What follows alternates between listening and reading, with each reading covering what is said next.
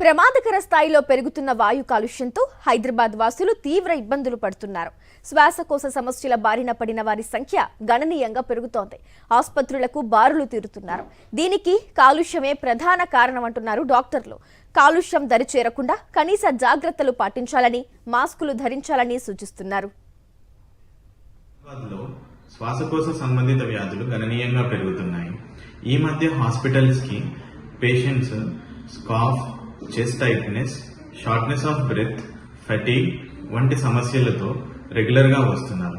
దీనికి ప్రధానమైన కారణం వచ్చేసి వాయు కాలుష్యం. కలిగే ఇబ్బందుల నుంచి దూరంగా ఉండాలి అనంటే జంక్ ఫుడ్ మానేయండి, ఎక్సర్సైజ్ రెగ్యులర్ గా చేయండి, ప్రజా రవాణాను ఉపయోగించండి, మాస్క్ ధరించండి, పరిసరాలు పరిశుభ్రంగా ఉంచుకోండి. గత 6 ఏళ్లలో కేంద్ర ప్రభుత్వం ఇచ్చిన 561 కోట్ల రూపాయలు గాలిలో కలిశాయి. కానీ సామాన్యుడికి మాత్రం స్వచ్ఛమైన గాలి అందడం లేదు.